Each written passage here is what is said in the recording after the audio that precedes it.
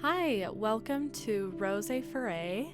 We have a new video today for you all where we are going to be doing a one dress, 3 coordinate challenge.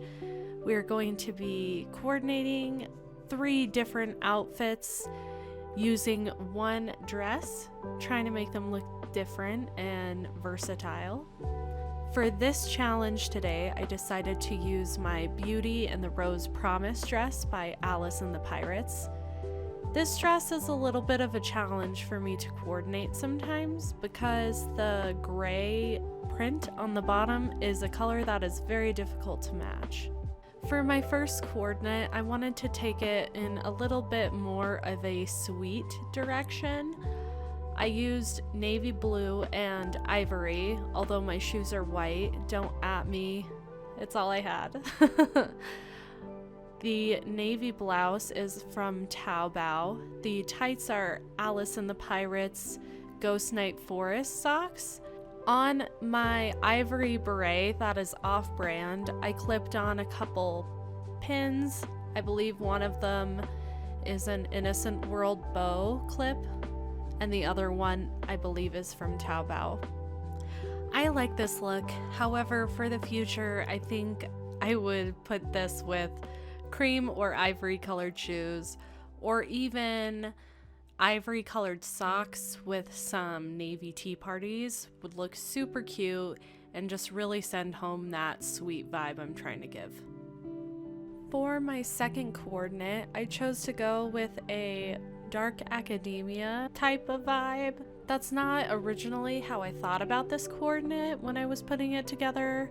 I was kind of thinking about if this makes sense, new school, old school. Anyway, I'm wearing a black blouse with a white, large Peter Pan collar that I got from Forever 21.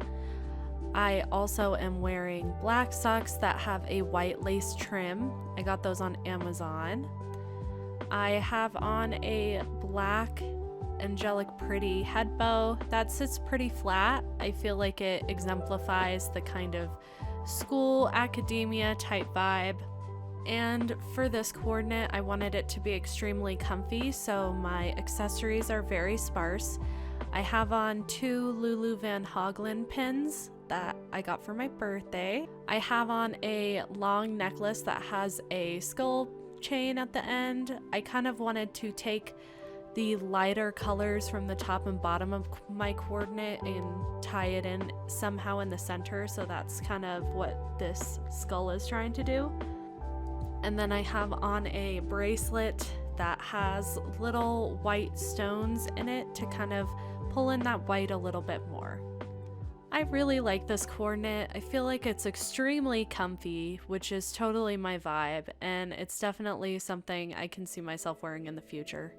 For my final coordinate, I wanted it to look more like something you'd see in a street snap or traditional old school.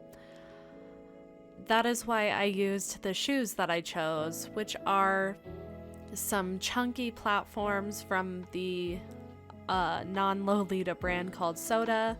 I found these at a thrift store for about $3. They're one of my favorite finds because they look really old school to me and they're very 90s. I chose to use an H Naoto Kutso for this look because it's very comfortable, it's very simple, and something about it just screams old school to me, or like street snaps. It's just very quintessentially classic. I chose to use these socks that are I think they're baby replicas, so I will accept my fate on the guillotine for buying a replica at any point in my life. I apologize, but that is what they are. I think they look very classic, like early 2000s Lolita-esque. Would definitely see it in a street snap. I used this headdress that I have that's actually on a headband, in part because it's super comfortable, but also because I feel like it kind of exemplifies the vibe I was going for with the street snap inspired look. And finally, the jewelry I used I tried to make a little bit more gothy than my other two looks. I used the necklace, I believe, is from Taobao, and I think the earrings are from Icing. I really love to wear chokers with this blouse because it actually shows your neck. A lot of blouses don't show your neck this way, so I will always take an opportunity to wear a choker. Between all of the looks, I think this last one or the kind of academia inspired looks are my favorite.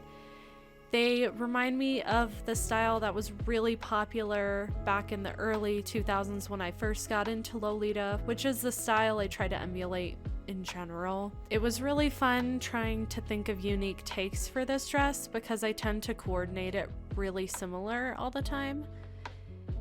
If anyone has any recommendations for a good blouse that has a warm gray color to it, please let me know, because I find more cool tone grays than warm tone, so I think that's been my biggest issue with coordinating this dress.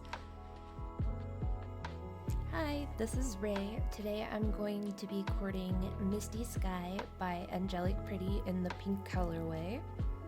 I normally make pretty sweet coordinates with this print, so for our first coordinate, that is what we're going to be doing.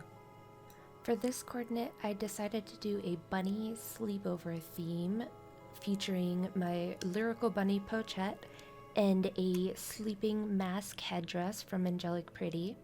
And her name is Flora, just in case you were wondering. Most of the pieces are from Angelic Pretty, other than some of my accessories and then my shoes, which are from Baby the Star Shine Bright.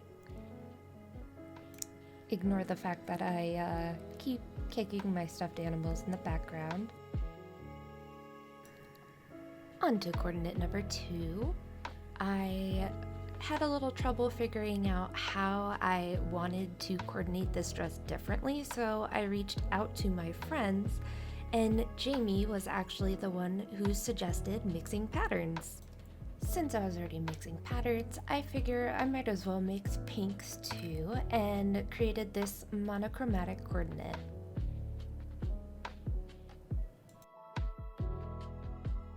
For my final coordinate, I wanted to do something a little more fun, a little more casual, a little more fairy K, and most of all, a little more banana. I threw in some pops of yellow in the hat, my accessories, and my shoes, and wore a Kutso OP underneath the jumper skirt for more comfort. And of course, because the colors were on theme, I had to include my Lolita themed Ita bag. After all, the moons on Misty Sky are basically shaped like bananas, right?